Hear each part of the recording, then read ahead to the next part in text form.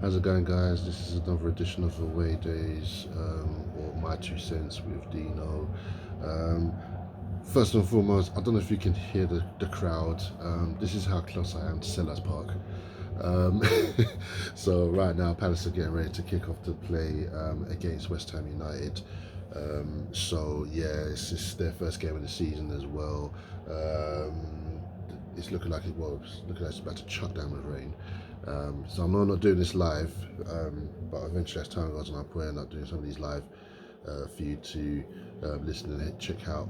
Um, so yeah, this is another edition of My Two Cents.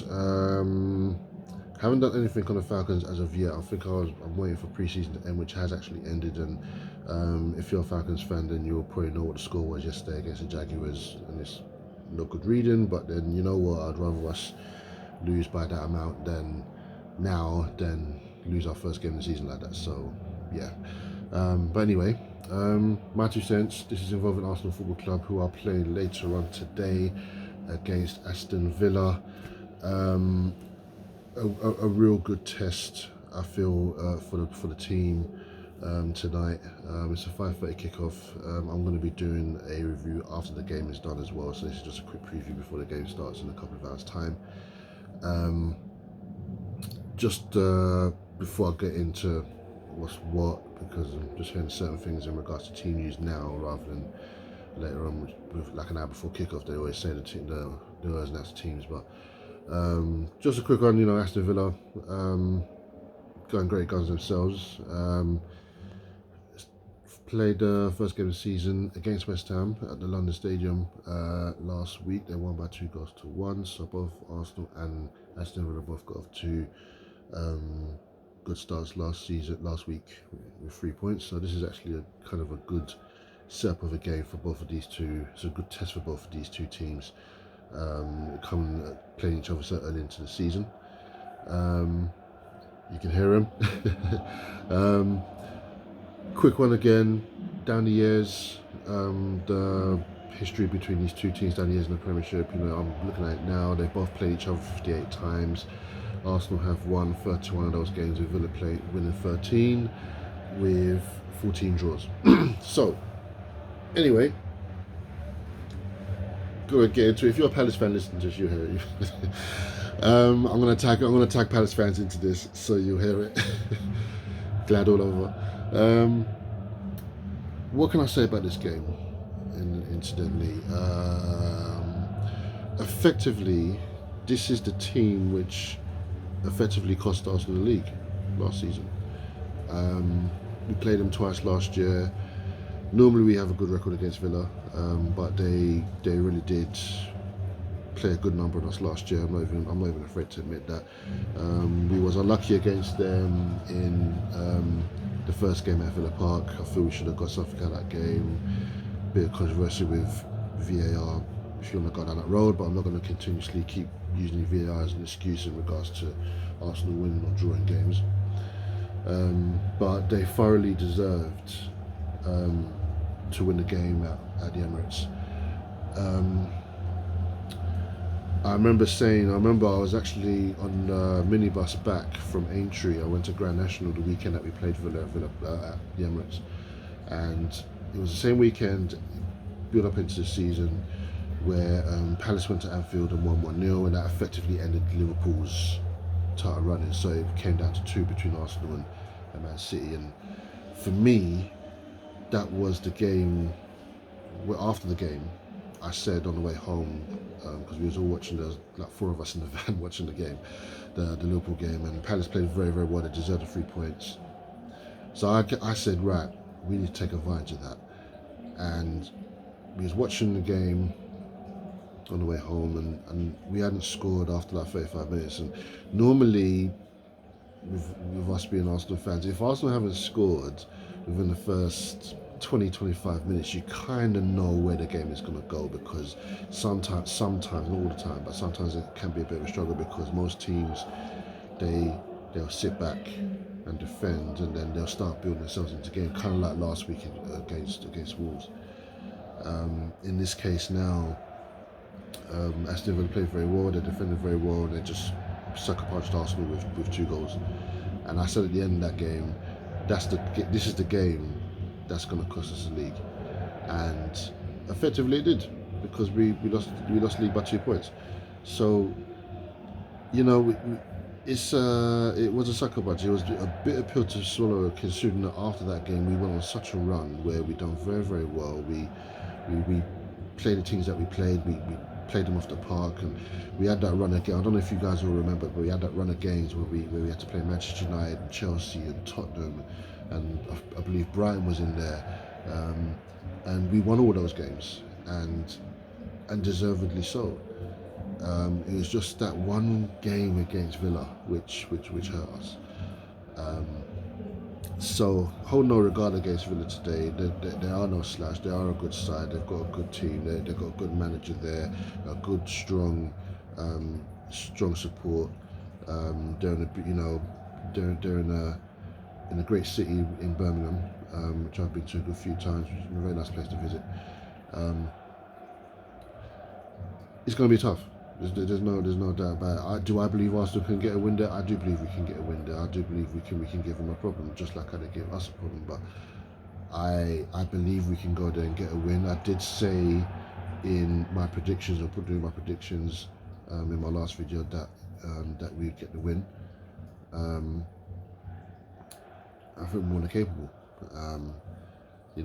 From what I'm seeing from team news, from what I've seen on the grapevine, I know the team news hasn't come out as of yet. It's now 3 o'clock, so the games are now starting to kick off, as you can probably see there. Football Focus.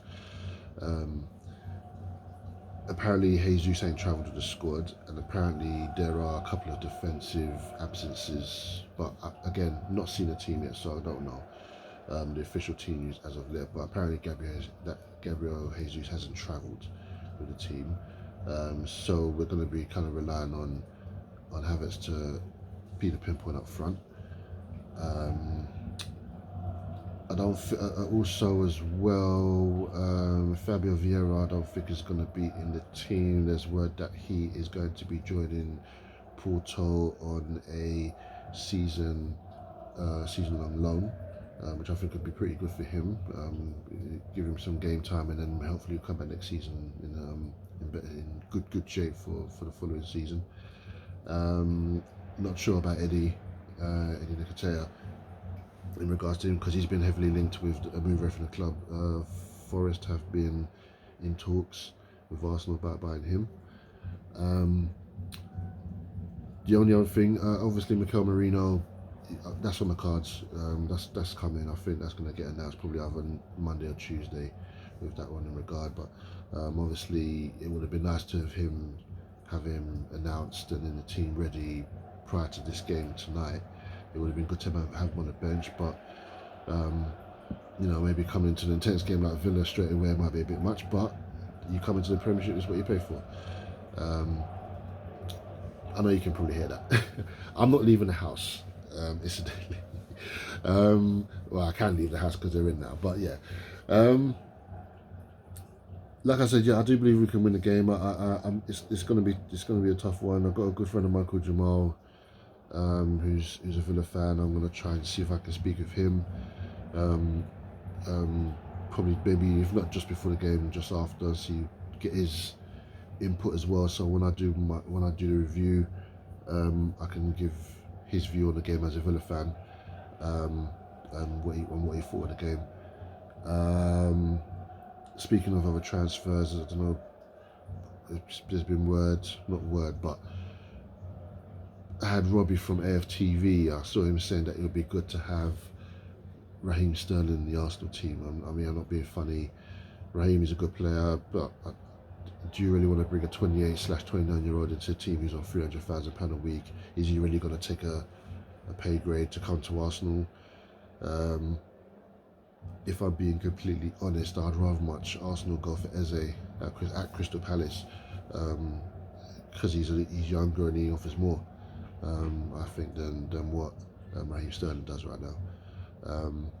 But yeah, sticking with it. Yeah, I think it's going to be an interesting game today. Players to watch in regards to Villa. Ollie Watkins is one of the key players for them that you have to keep a lookout for. Scott McGinn as well. Another one. I'm not sure if he's going to be played today. I don't know, but yeah, he's another one you have to keep a very very close eye on in the game. Um, there was the two players who you have to keep a lookout for, and there are a couple others in the team as well. If I can bring them up now, let me bring them up. So we go down here. So yeah, they got quite a few players in the team. I mean, obviously Tyrone Mings in a while. He's not been around for a while. They've got Tillemans and Buenda in midfield. John McGinn, sorry, I just got McGinn. John McGinn, sorry. Sorry for Villa fans out there. Leon Bailey's another one. Obviously Ollie Watkins. Ross Barkley's in the team as well, so they've got some players who can cause problems. Onana as well, they got from Everton, so they've got quite a few players there who can be game changers and cause a lot of problems. So we'll see how we can cope. We're more than capable of giving them a game. We're more than capable of giving them problems. We've got Kai Havertz, we've got Bukayo Saka, we've got Odegaard. Our defence is the best in the country, in my personal view. And it is a fact after last season. William Saliba's great in goal, Davray in goal, brilliant goalkeeping. Especially last week, and made a couple of great saves. But yeah, I truly believe we're more than capable of getting a victory against Villa. It's not going to be easy. I'm not going to say it's going to be a cakewalk or anything like that. But if we can get away from there with a 1-0 win or a 2-1 win, that would be great, good 3 points, especially with one game already being played today, and Brighton have now made it, I believe, 2 wins from 2 now. They beat Manchester United today as well. But that is all I've got for the time being. I'm going to be giving my review of the Arsenal versus Aston Villa game after the match, later tonight. Forgive me if you can, with my voice being a bit croaky. I haven't been very, very well in the last few days. I've just not been very well with headaches and croakiness and everything, so I do forgive me for that one. But yeah, should be a good one. Whoever, let's see where it goes. So come on, you Gunners. But that's me. I will see you guys in the next one. See you at the review. Take it easy.